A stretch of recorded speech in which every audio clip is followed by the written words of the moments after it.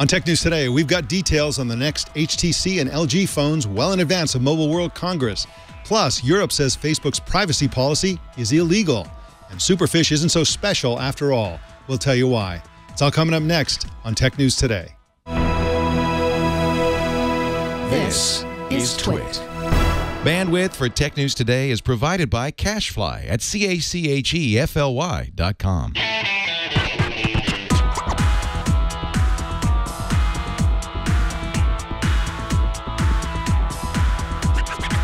This is Tech News Today for Monday, February 23rd, 2015.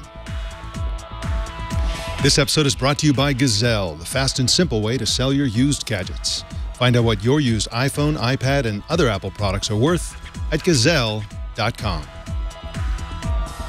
And by Shutterstock.com. With over 46 million high-quality stock photos, illustrations, vectors, and video clips, Shutterstock helps you take your creative projects to the next level. For 20% off image subscription packages on your new account, go to Shutterstock.com and use offer code TNT215. Tech News Today is the show where we talk about the tech news with the journalists who report it. I'm Mike Elgan. Welcome to the show. And with us is CNET Editor-in-Chief Lindsey Turrentine. How you doing, Lindsey? Doing great. Thanks very much. It seems like you haven't been on this show since the late 70s. I don't know why that is. I think we skipped a couple for a variety of reasons or something, but it just seems like it's been a long time. Anyway, how you doing? I'm great. I'm glad to be back. And yeah, I mean, I haven't been on here since I was 4.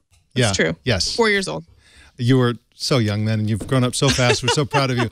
All right, well, why don't we launch into the news? HTC is expected to unveil Sunday its new flagship HTC One phone, which is called the M9. Details about the phone have been leaked. An International Business Times technology editor, David Gilbert, is here to talk about this leak. How you doing, David? I'm good, Mike. Thanks. How are you? I'm doing great, thank you. Now, how solid are these leaks? Do you personally find them credible? Yeah, look, it lines up with everything that we've heard about it up until now, and the press renders and the leaked specs, which were found online by a German website, look very much as if this is what's going to be announced on Sunday. Plus the pricing of, I think it was €749 in Germany, lines up pretty much with what you'd expect a flagship HTC One phone to cost. So it doesn't, from the specs I've seen, they don't look like huge upgrades. What can you tell us about how big an upgrade is this going to be? Is there anything that really stands out? Sure. I think that's the biggest surprise out of everything, is the fact that there isn't really a major upgrade from last year and even from 2 years ago when the first original one was launched. That was launched with a 4.7-inch full HD screen. This phone has a 5-inch full HD screen, the exact same as last year. It looks almost identical. On first glance, you'd almost think this was last year's phone. The big difference is the change in the camera. It's moved its ultra-pixel camera from the back to the front, and it's replaced it with a 20-megapixel sensor at the back. If that's going to make a difference, I'm not sure. And I struggle to find a reason for anyone to upgrade from last year's phone or even the phone previously. The biggest difference may be the fact that it's running Android Lollipop straight out of the box, but that's always an option to upgrade for older users as well. There's also the possibility that they are kind of pulling an Apple here. I mean, if you look at upgrades for Apple devices, if you look just at the specs, you're kind of like, it's not really that different. But then they're doing a lot of tweaking, and they're doing a lot of optimization, especially around the camera, that makes their phone significantly better than the specs would indicate. In this case, this swapping around of the camera technology, do you have any idea why they would move this ultra-pixel sensor? What advantage could they gain from that? It's a bit of a mystery. I'm sure it'll probably include the word selfie during its presentation next Sunday, because you can't have a phone unveiling without the word selfie involved in it at the moment. You can try. You can, probably won't. Yeah, but it's the ultra-pixel sensor was seen as a little bit of a gimmick by some when they announced it last year. They made the pixels a lot bigger to take in a lot more light, and it allowed you to do a lot of after effects on the picture.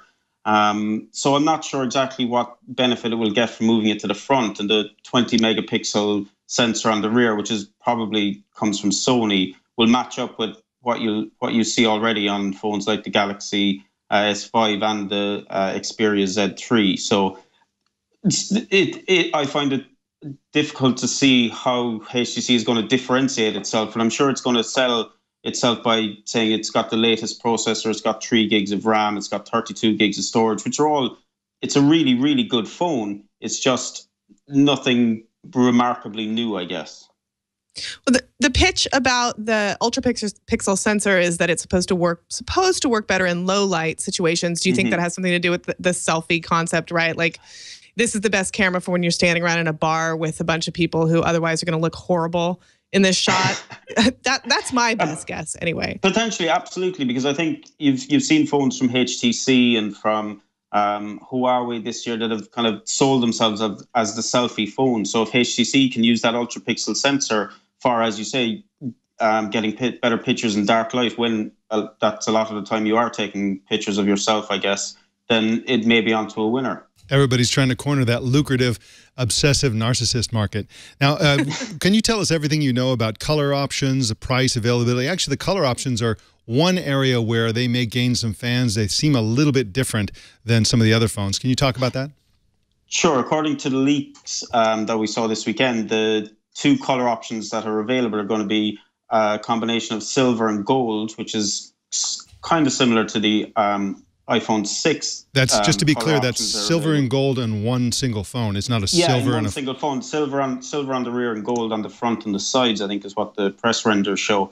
And then the other option is kind of a really dark gunmetal grey, which personally for me is probably the more attractive version of it.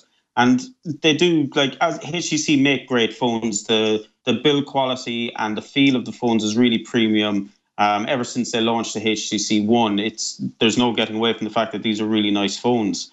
The expectation is that they will launch this or next month, so that's March, ahead of the Galaxy S6 and any phone that Sony may bring out at Mobile World Congress, just to get ahead of the competition.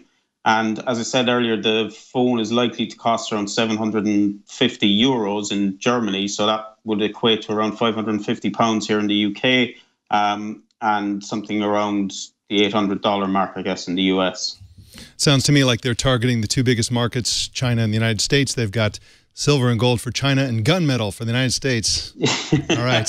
They know their markets. Good, yeah.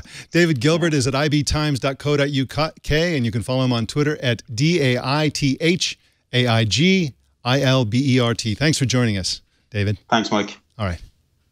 If you are planning to get one of these HTC Ones, if you find that it's not compelling or that it is compelling, let us know. Send us an email to tnt@twit.tv and tell us what you feel about this phone so far. Well, we got some more news for you, but first let's talk about Gazelle, the greatest place in the world to sell or buy a used gadget.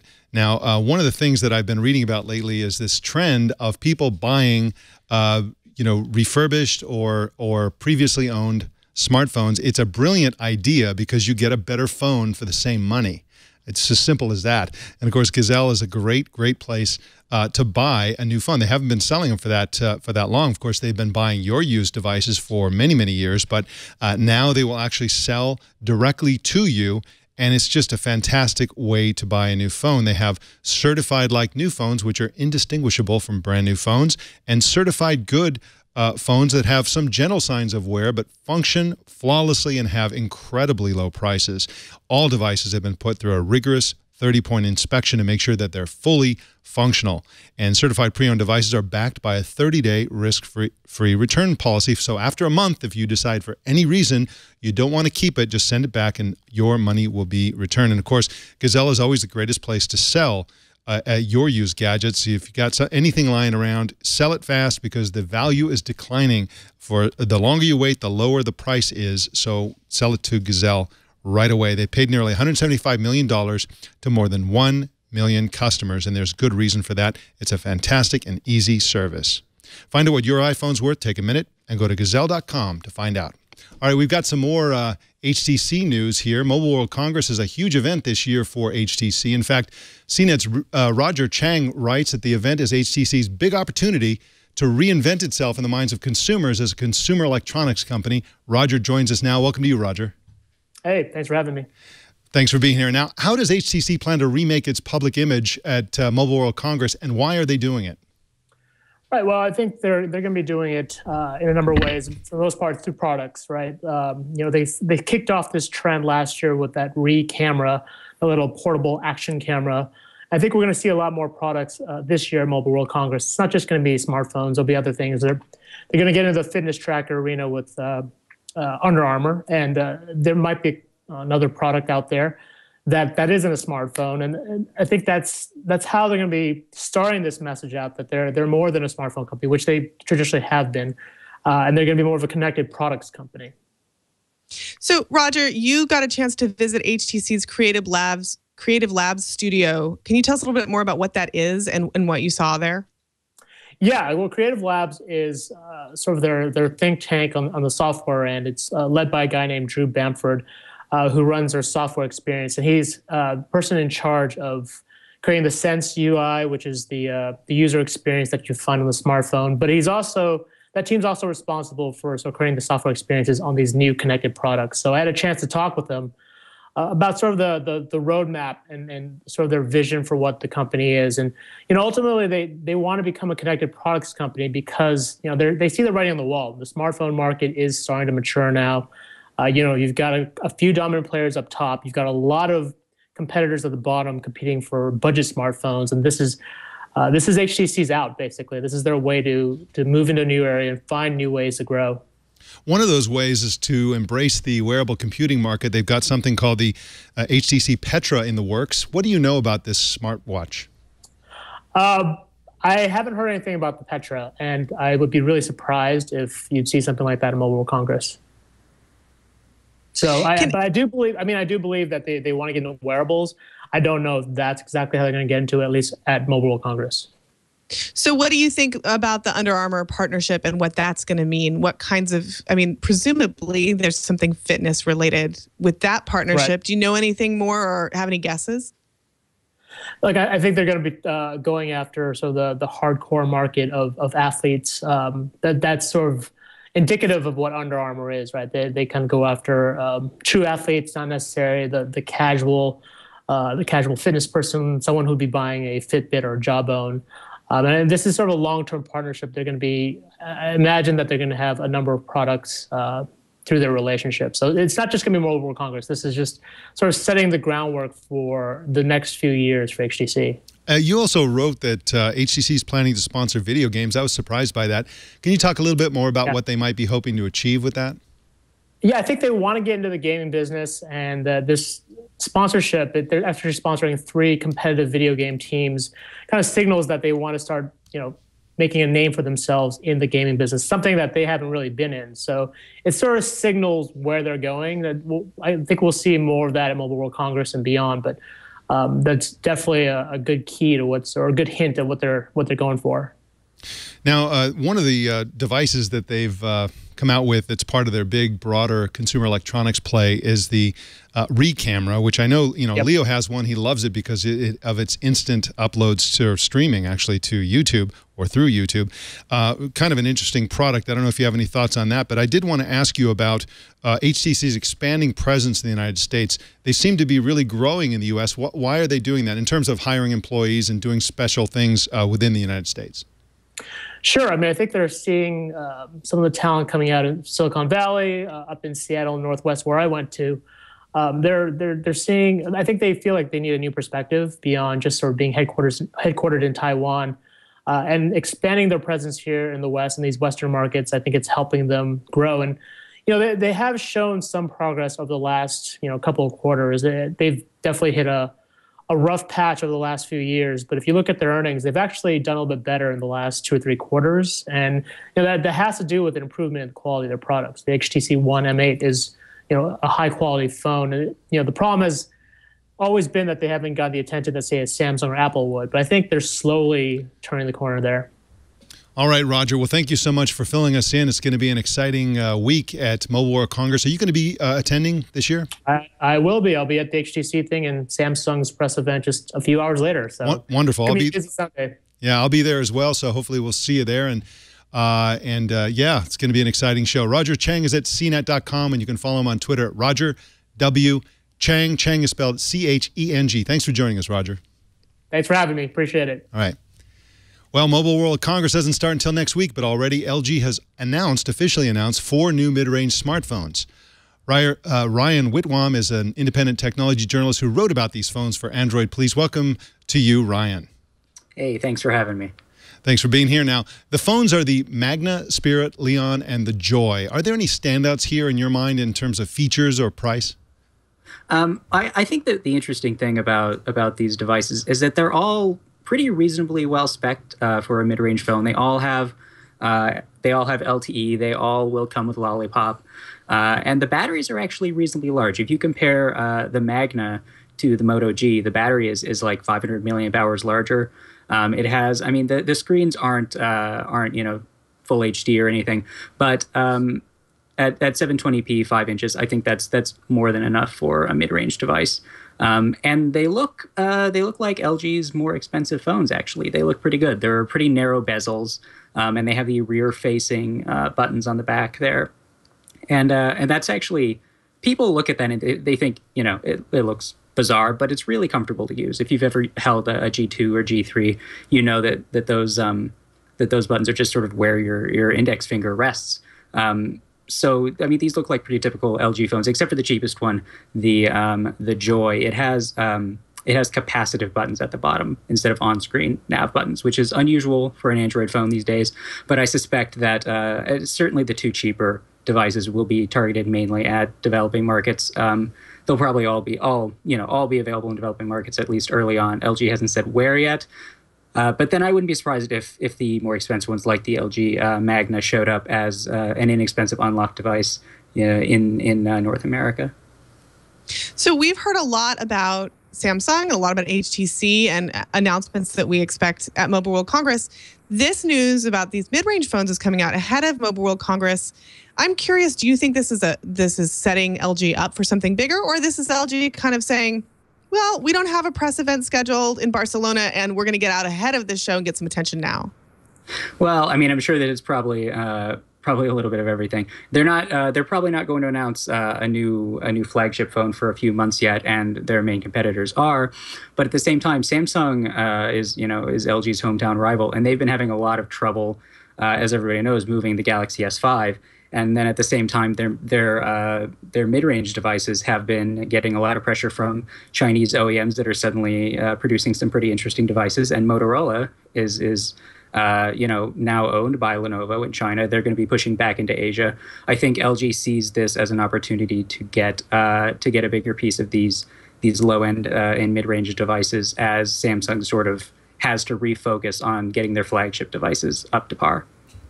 All right, Ryan. Well, thank you so much for joining us and talking about these phones. Ryan Whitwam is at ryanwhitwam.com. You can follow him on Twitter at Ryan Whitwam. Thanks for joining us, Ryan. Thanks.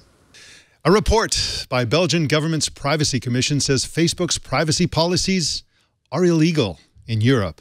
The commission asked 2 expert groups to analyze Facebook's newish terms of service and data use policy, and the groups gave Facebook's the thumbs down. Specifically, the finding claims that Facebook requires too much effort on the part of users in order to make their information private, and also that Facebook has failed to inform users with clear language about what the company is doing with their data. This is really interesting, Lindsey Turrentine, because, of course, sometimes it's hard to tell whether European regulators are just trying to knock down American tech companies or whether they've got a good point here. Personally, I have not analyzed Facebook's new privacy policies, which have been put into effect around January 30th, I believe. And so this, is, I think, the first major government body that's spoken on these new policies, and they say, no, illegal. What do you think about this? Well, I think there may be a little bit of just poking at Facebook going on here, but I think that it's useful poking, because the problem with Facebook's privacy policies always has been complexity, essentially.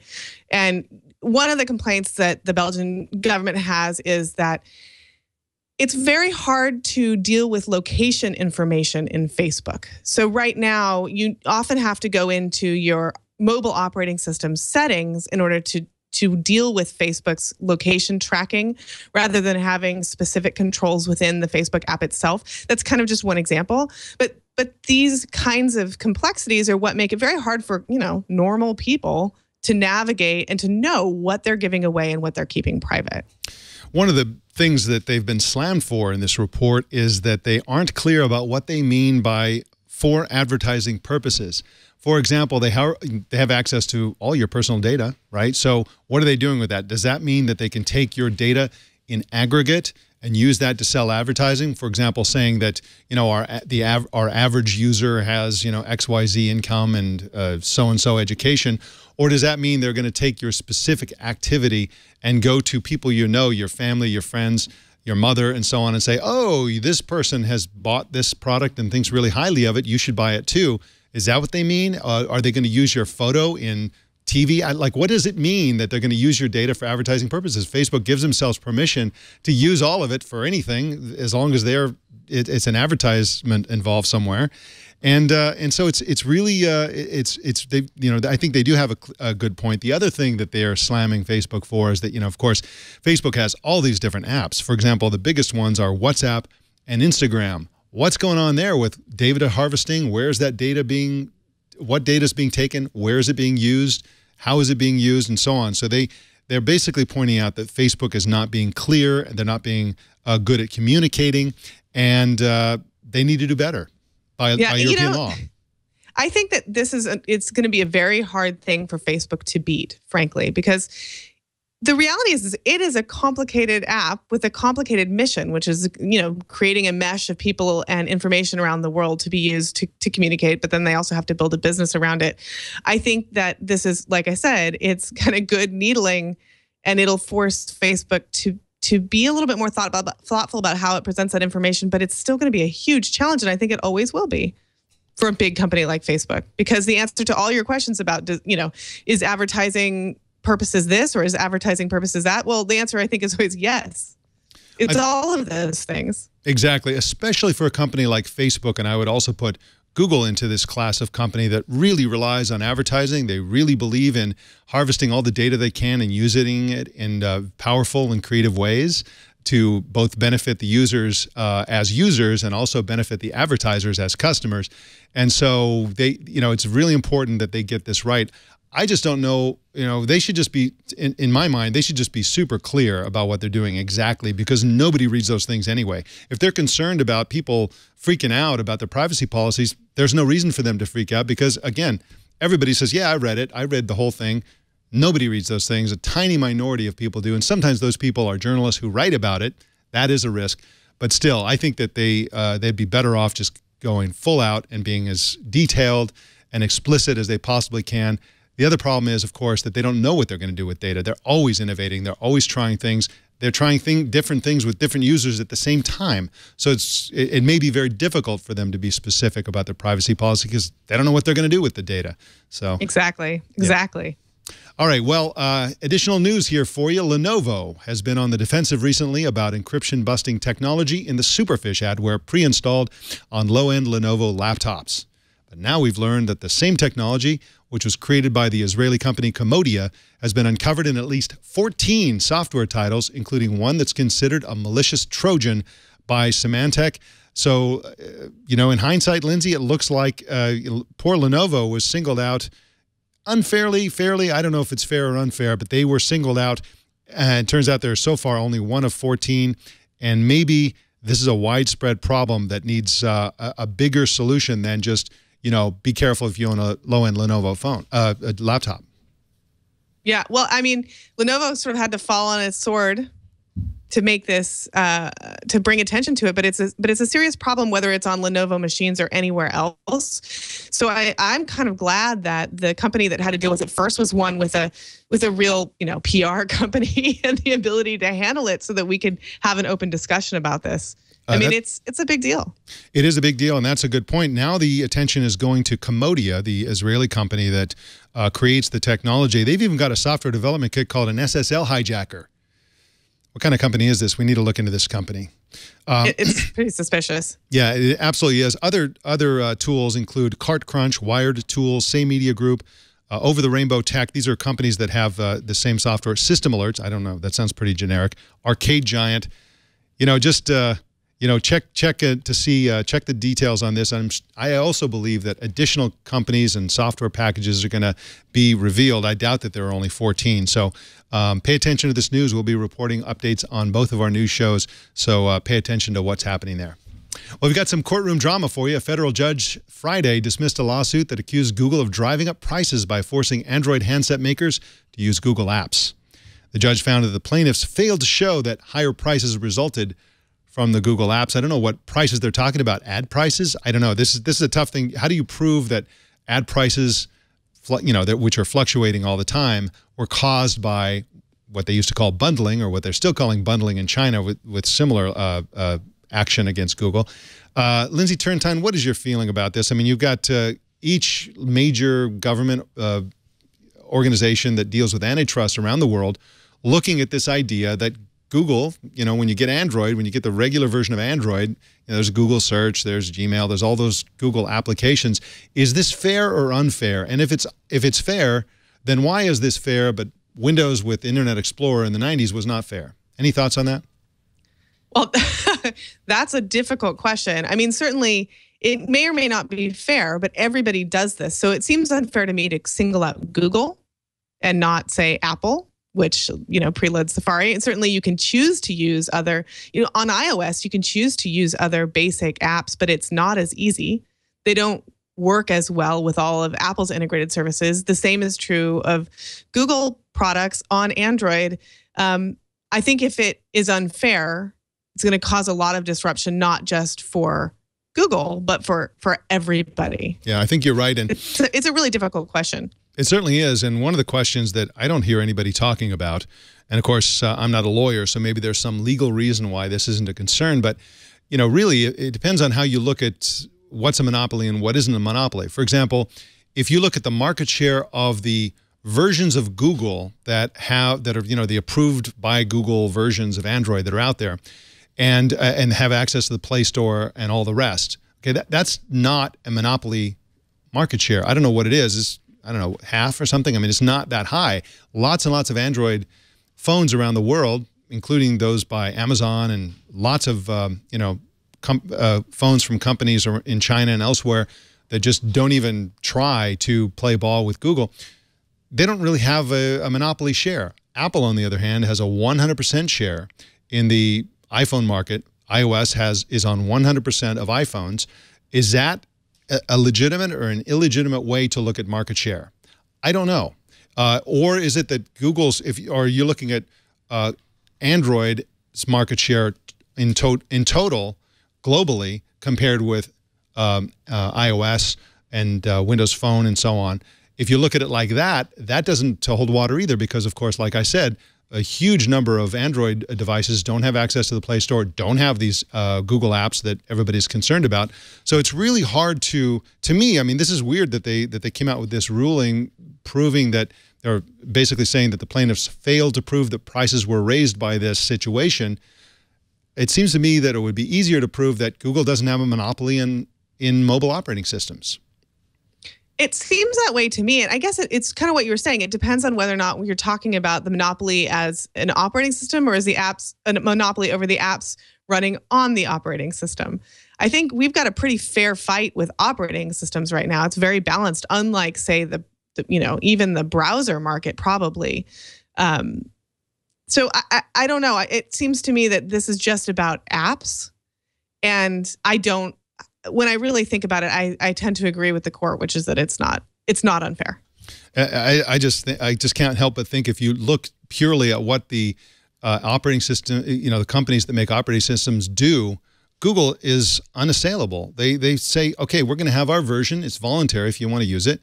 But if you want to use this as an open source operating system to create a competitor to our services like Amazon does, I mean, that's Amazon's whole point with their forked version of Android, which is like, don't use Google services, use Amazon services in every single case, in movie downloads, in app stores, all that stuff. The fact that Google offers that option to all companies, to me, indicates the very opposite of monopolistic behavior. But that's just my opinion. If you have an opinion about this, what do you think about all this antitrust action against the bundling of Google apps and services with Android? Send us email to tnt@twit.tv and let us know what you think about Google as a monopolistic operating system platform company and their bundling of Google apps on that operating system. Well, we've got some big numbers for you. 58 million. That's how many posts, likes, and comments related to the Oscars happened last night on Facebook. About 21 million Facebook users were responsible for all of them. And if you think about it, Lindsey, Turrentine, 21 million is a tiny percentage of the total Facebook user base. It seems to me that Facebook users really weren't all that into the Oscars last night. No, I mean, who really goes to Facebook to actively talk about a current event? That happens on Twitter. That's a good point. That's a good point. You know, a lot of that, I wonder how much of that Facebook activity is actually Twitter activity that's automatically posted on Facebook. Who knows? Well, 1.9 billion, that's another big number. That's how many dollars Apple plans to spend on new data centers in Ireland and Denmark to power services for Europe, like services like iTunes and Apple Maps. The data centers will be powered by renewable energy and should go online by 2017. This is the biggest single investment that Apple has made in Europe ever. You know, so almost $2 billion. That's a lot of money. All right, another big number for you, 2,400. That's how many giant panels of curved glass will be used for Apple's new spaceship campus in Cupertino, California. We've got a picture to go with this one, Jason. Apple CEO Tim Cook tweeted a picture this morning of himself at the German factory where the glass is being made and said he's pointing at the last pane of glass. What a pane. These are, Lindsey, Turrentine, these are huge panes of glass, and they actually had to retool an entire German factory to make this glass. It's quite an achievement, quite a project, really. It's, you know, Steve Jobs, when he went before the Cupertino City Council, when they were done fawning at his feet, made a big deal about the glass and said that there isn't a single flat pane of glass in the entire building. I'm really looking forward to seeing this building. I'm just pretty excited about it. What do you think? I'm excited to see it. What I like about it is this idea that there's so much nature both inside and outside that huge circular structure, and presumably all of that glass is going to reflect those images of trees and that sort of beautiful California landscape back toward it, which is really beautiful. But I can't help but think that this whole project is somewhat narcissistic and kind of exclusionary, right? Like, we're building this. I mean, a little bit, right? We're building this huge circle to keep everything in and to keep all of you out. It's like a fortress. Yeah, it looks a lot like the UK's GCHQ headquarters. So the US has the Pentagon as its sort of signature building shape. In the UK, it's basically a spaceship like this.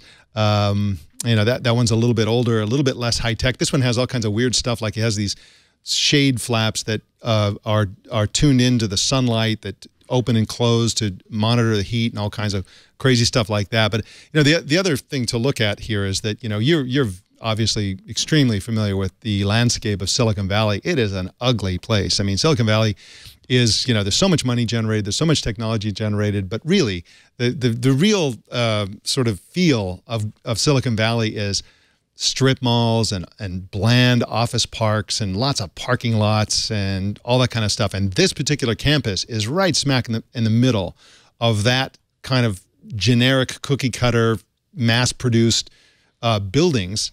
And, you know, I remember the HP headquarters, which weren't so bad. I mean, they were better than average in terms of Silicon Valley, but surrounding it all around is just cookie cutter tract housing, cookie cutter strip malls, cookie cutter office parks, and then boom, this huge spaceship weird thing. I think it's kind of cool. You know, Apple's got way more money than they know what to do with, and I think this is a good use for what, $5 billion or whatever it is they're spending on this thing.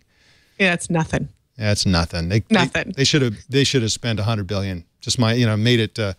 You know, 200 stories high or something. I don't know. That's just me.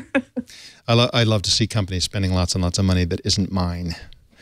All right. Well, we got some interesting wrap-ups for you in just a second. But first, let's talk about Shutterstock. Shutterstock is one of our sponsors today. And this is a fantastic company because you have to be visual these days. If you have a website, if you're doing advertising, of course you have to be visual. Even if you're blogging, you have to be extremely visual and careful with your visuals, because that's oftentimes what you see when people share your content. For example, let's say you write this brilliant post on your blog, and then somebody's going to share it on Twitter or some other social media. That picture is going to be picked up now. That didn't used to be the case a few years ago. The picture didn't matter as much as the headline. Nowadays, the picture is everything. You've got to have a really, really great picture. And where do you find great pictures? Well, one thing is you can take great pictures, but oftentimes you can't take pictures of places on the other side of the world that you've never been. You can't take pictures of, with professional photography skills like the professionals who supply Shutterstock can. Shutterstock has 48 million high-quality stock photos. They also have illustrations, vectors, and video clips, but those stock photos are gold. You just go in there with their killer search engine, and you can search for moods, emotions, feelings, locations, companies, anything. This search is really high-quality search. I'd love to see lots of websites have this kind of search, and most of them don't. It's just perfect search. You can find exactly what you're looking for, no matter what it is you're looking for. They have so many great images, and of course, they add 300,000 images every single week. I can't even imagine how many images that is. So if you searched last week, search again this week. There's lots more images in there that you got to check out. The pricing is flexible. They have individual image packs. You can also get a monthly subscription. You can download 25 images a day with a standard subscription. That's a great one. That's the one that we use here at Twit. It's always plenty of pictures for us. So you can try Shutterstock today by signing up for a free account. No credit card needed at all. Just start an account and begin using Shutterstock to help imagine what your next project could be like and save favorite images to a lightbox to review later. That's a great feature. Once you decide to purchase, use offer code TNT215 and new accounts will get 20% off image subscription packages. That's a lot of savings. At Shutterstock.com, and for 20% off image subscription packages on new accounts, use offer code TNT215, and we thank Shutterstock for their support of Tech News Today. Our TNT fan of the day is Chris Carrillo in Boston, who posted this picture on Google Plus and Twitter of himself and somebody named Yiwen, I don't know who Yiwen is, watching TNT while making dumplings for the Chinese New Year. And there they are. Boy, those look good. I wouldn't mind some Chinese dumplings. That is really awesome. We're so glad to be part of their Chinese New Year's celebration. We thank you so much, both of you, for watching while making those dumplings. How do you watch or listen to TNT? Just record a video or take a picture of yourself or your setup and post it on Google+, Twitter, or Facebook. Use the hashtag HowIWatchTNT and we will find it. Lindsey Turrentine, thank you so much for co-anchoring today. What are you working on these days, and what are you doing to prepare for the massive show next week? Well, we've got a lot of people leaving for Barcelona over the next few days. So we're getting everybody packed up and set for our massive live blogging day on Sunday. And Sunday, for anybody in the US, be prepared if you care about tech to be online on Sunday, because everything's happening on that day. Sunday. It's all happening. There's big news happening Sunday. People, it's funny to see these companies try to get their news in before the event starts. And then, of course, LG, as we learned, getting their news in way before the news starts, because otherwise they would be drowned out in the noise created mostly by Samsung, but I think other companies as well.